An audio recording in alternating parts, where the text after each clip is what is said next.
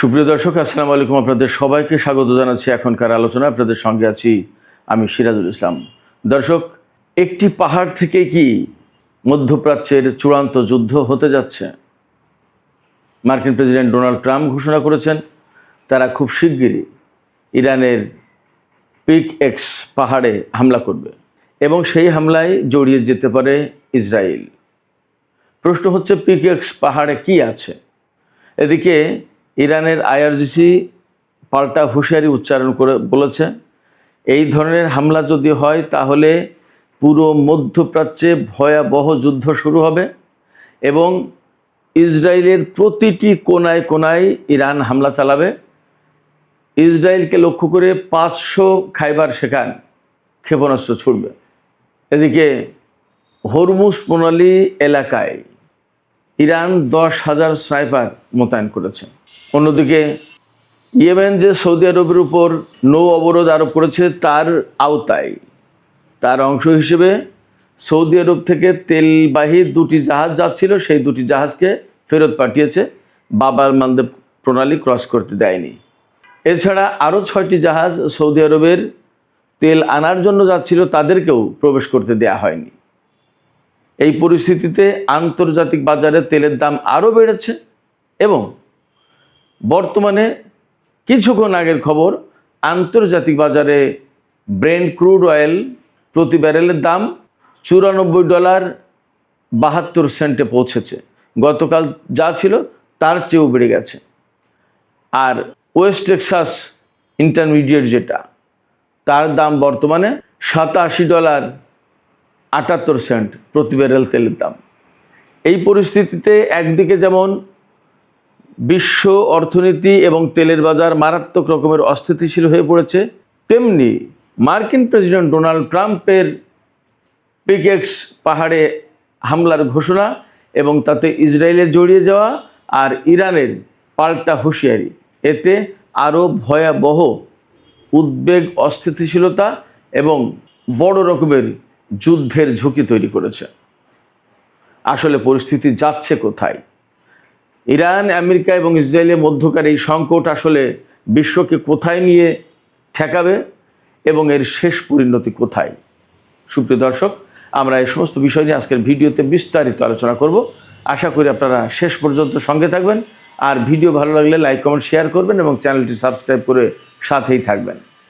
দর্শক, চলুন প্রথমেই পিক এক্স পাহাড়ে মার্কিন প্রেসিডেন্ট যে হামলার হুঁশিয়ারি দিয়েছেন, কেন এই হুঁশিয়ারি দিলেন, পিক এক্স পাহাড়টা কি আছে সেখানে এবং সেখানে কেন ইসরায়েল জড়িয়ে যেতে চায়, আর ইরান বা এত ভয়াবহ যুদ্ধের অর্থাৎ পাল্টা হামলার, পাল্টা যুদ্ধের কেন হুঁশিয়ারি দিচ্ছে? পিক এক্স পাহাড়টা হচ্ছে ইরানের মধ্যাঞ্চলে যে নাতানজ পরমাণু কেন্দ্র যেটা ইস্পাহানে, সেই পরমাণু কেন্দ্রের কয়েক মাইলের ভেতরেই এই পিক এক্স পাহাড় অবস্থিত। সেখানে আমেরিকা, ইসরায়েল তারা বলছে ইরানের নতুন পরমাণু ঘাঁটি আছে, পরমাণু স্থাপনা আছে। সেই পরমাণু স্থাপনায় ইরান গোপনে হাজার হাজার নতুন সেন্ট্রিফিউজ স্থাপন করেছে এবং আগে ফোর্দো, নাতানজ সহ যে 3টি পরমাণু স্থাপনা হামলা চালিয়েছিল, সেই জায়গা থেকে সমৃদ্ধ ইউরেনিয়াম, ইরানের হাতে যে 1000 পাউন্ড বা 450 কেজি মতো সমৃদ্ধ ইউরেনিয়াম, 60 মাত্রার ইউরেনিয়াম আছে, সেই ইউরেনিয়াম এই পিক এক্স পাহাড়ে নাকি আনা হয়েছে। এটা দাবি ইসরায়েলের।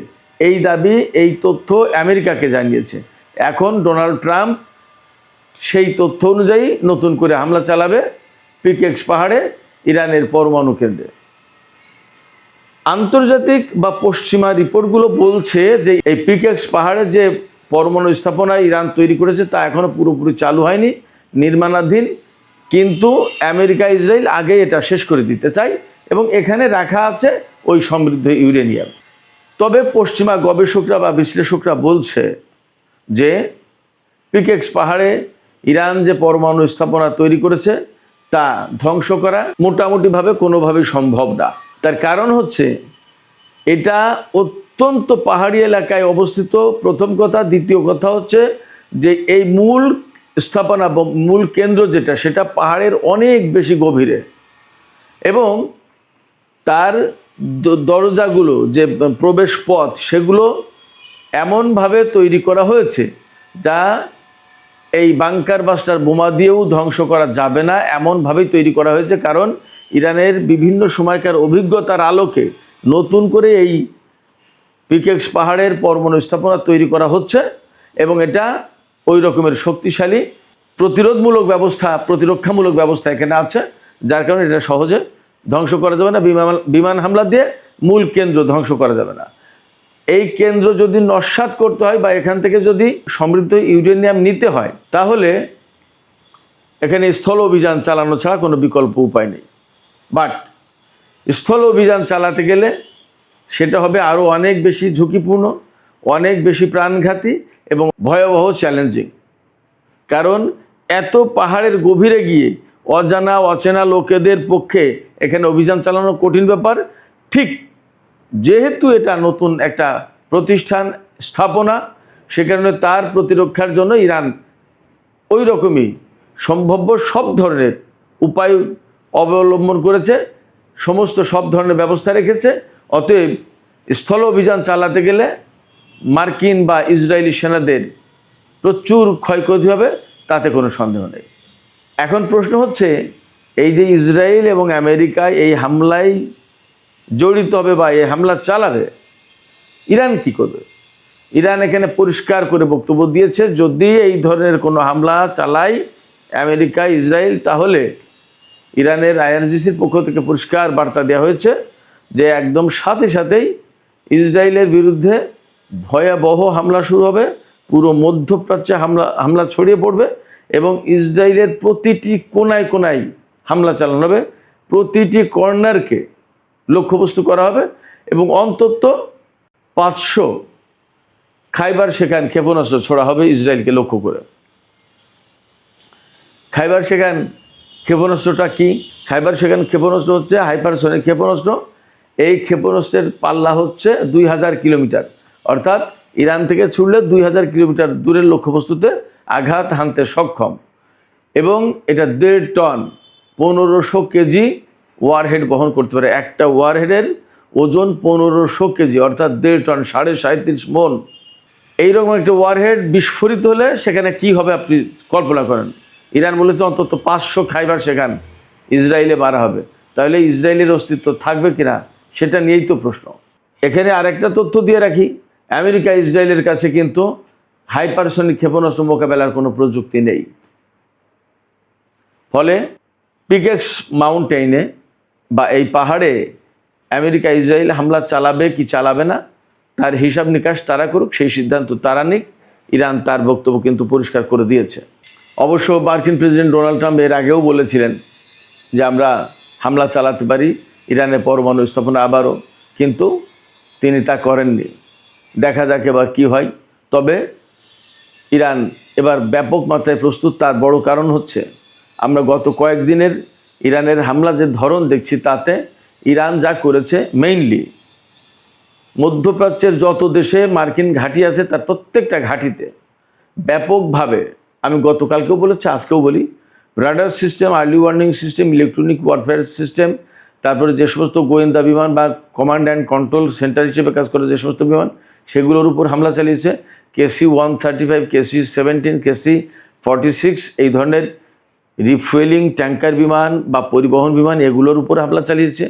প্রচুর পরিমাণে ড্রোন ক্ষতিগ্রস্ত হয়েছে, বিমানের হ্যাঙ্গারে হামলা চালিয়েছে। একটা F-15 জঙ্গি বিমান ধ্বংস হয়েছে, কয়েকটা F-35 বা F-16 এই সমস্ত বিমান ধ্বংস হয়েছে। বেশ কিছু সেনা নিহত হয়েছে। আমরা সবাই জানি সেই সেনাদের লাশ গতকাল আমেরিকা পৌঁছেছে, সেই লাশ রিসিভ করেছে মার্কিন প্রেসিডেন্ট ডোনাল্ড ট্রাম্প। এরপরে AP বার্তা সংস্থা, AP অ্যাসোসিয়েটেড প্রেস, এই অ্যাসোসিয়েটেড প্রেস খবর দিচ্ছে যে ইরানের হামলায় অন্তত 500 সেনা আহত হয়েছে। নিহতর কথা বলছে না। 500 সেনা যদি আহত হয় তাহলে নিহত কতগুলো হতে পারে মোটামুটি একটা কল্পনা করা যেতে পারে। তার মানে ইরান কিন্তু যথেষ্ট প্রতিরোধমূলক হামলা চালাচ্ছে এবং অ্যাগ্রেসিভ হামলা চালাচ্ছে, ডিফেন্সিভ না। এখন ইরান অনেকটা অফেন্সিভ। তো যে কথা বলছিলাম, মধ্যপ্রাচ্যের এই যে সিস্টেম, রেডার ম্যাডার, এই সমস্ত সিস্টেম, এইগুলো ধ্বংস করে দিয়ে আমেরিকাকে প্রকৃতপক্ষে কানা করে দিচ্ছে, অন্ধ করে দিচ্ছে।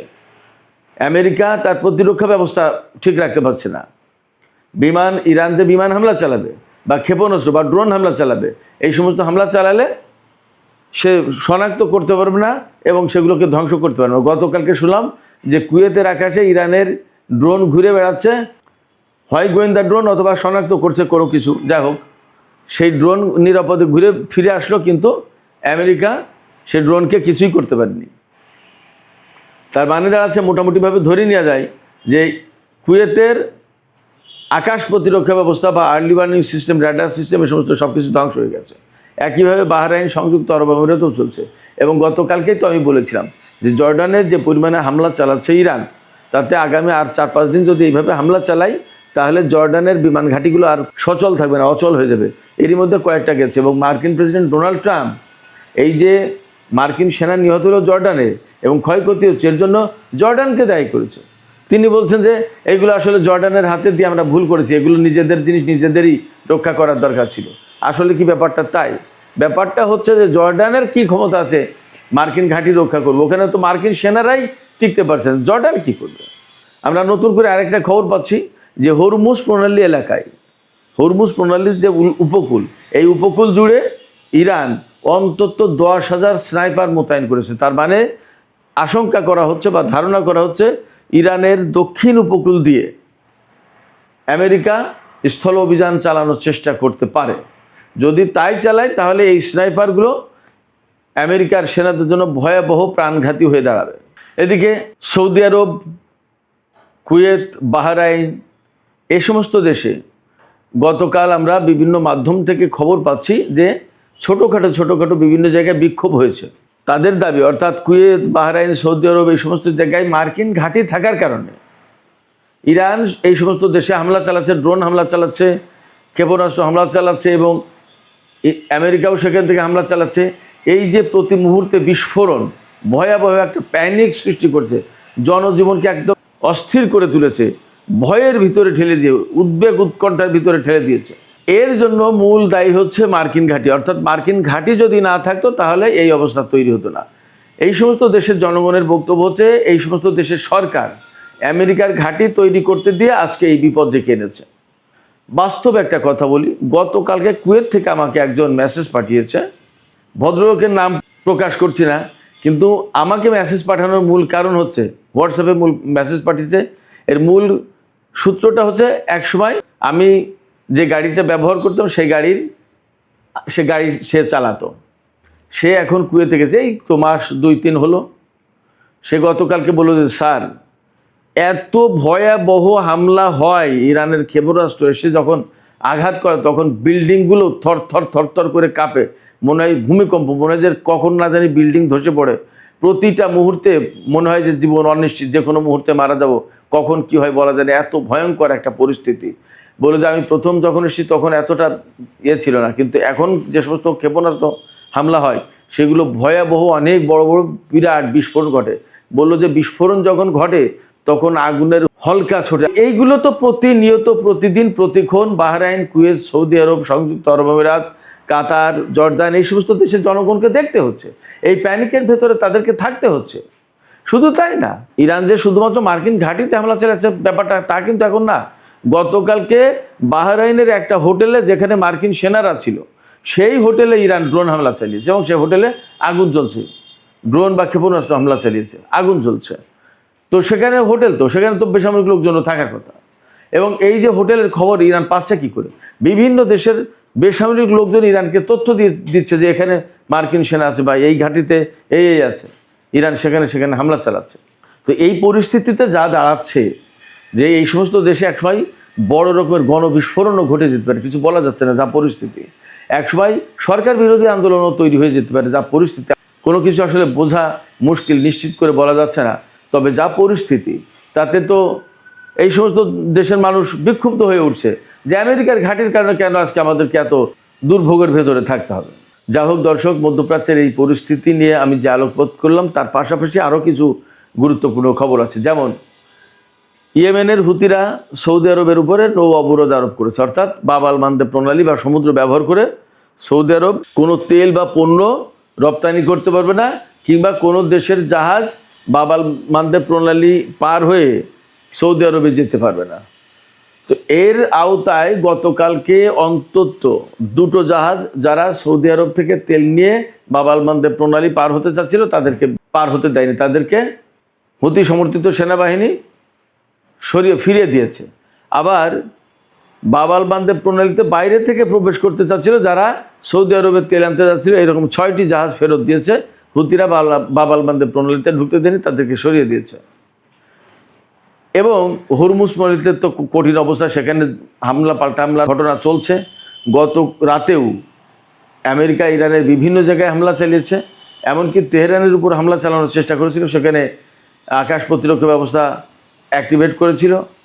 এবং ইরানের উত্তরাঞ্চলেও নাকি হামলা হয়েছে, বিশেষ করে তাবরিজে, উরুমিয়া, এই সমস্ত এলাকায়। এর জবাবে ইরান কুয়েত, বাহরাইন এবং জর্দানে হামলা চালিয়েছে। তার মানে পরিস্থিতি যথেষ্ট নাজুক এবং হরমুজ প্রণালীতে পরিস্থিতি মোটেই উন্নতি হয়নি, বরং অবনতি হয়েছে। কোনো মতেই আমেরিকা হরমুজ প্রণালীকে মুক্ত করতে পারছে না। শুধু তাই না, গতকাল মার্কিন কংগ্রেসের যুদ্ধমন্ত্রী পিট হেগসেথকে তলব করা হয়েছিল, সেখানে তিনি নতুন করে আরও $87.5 বিলিয়ন চেয়েছে যুদ্ধের ব্যয় মেটানোর জন্য। এবং তিনি জানিয়েছেন যে $37.5 বিলিয়ন এ পর্যন্ত খরচ হয়েছে যুদ্ধের।